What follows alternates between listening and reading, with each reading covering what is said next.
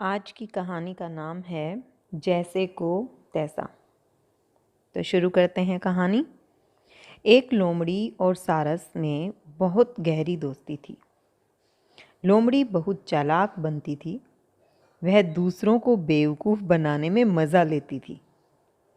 एक बार उसने अपने दोस्त सारस को ही बेवकूफ़ बनाने की सोची। लोमड़ी एक दिन सारस से बोली, भैया आज तुम मेरे घर भोजन करने आना, ठीक 12 बजे तक पहुंच जाना। सारस ने हाँ कर दी। लोमड़ी अपने घर चली गई। उसने खिचड़ी तैयार की और एक चपटी थाली में डाल दी। सारस ठीक 12 बजे लोमड़ी के घर पहुंच गया। लोमड़ी बोली, आओ भैया खिचड़ी खाएं, थाली में खिचड़ी रखी है। लोमड़ी के साथ सारस भी खिचड़ी खाने लगा। लोमड़ी तो मुंह भरकर खा रही थी, पर सारस की चोंच का अगला सिरा ही खिचड़ी में डूब रहा था। बहुत कुछ वह खा ही नहीं सका।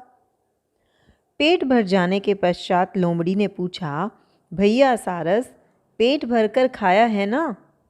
भूखे तो नहीं रह गए? सारस मन ही मन लोमड़ी को कोस रहा था, पर दिखावे के लिए हंसकर बोला, प्यारी लोमड़ी, ऐसा भोजन तो कभी खाने को नहीं मिला। तुम्हारा बहुत धन्यवाद। अब कल तुम हमारे यहाँ भोजन करने आना।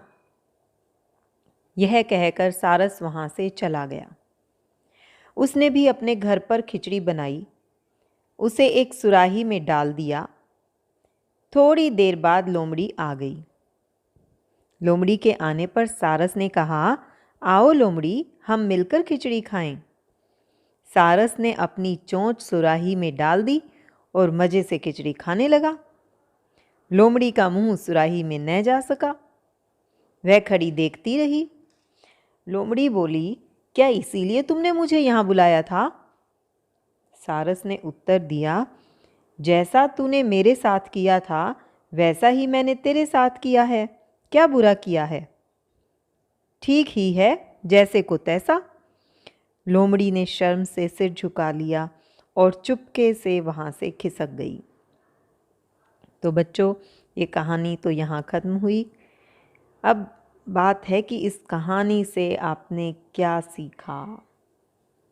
तो इस कहानी से शिक्षा मिलती है कि दूसरों के साथ वैसा ही बर्ताव करो जैसा तुम अपने लिए चाहते हो।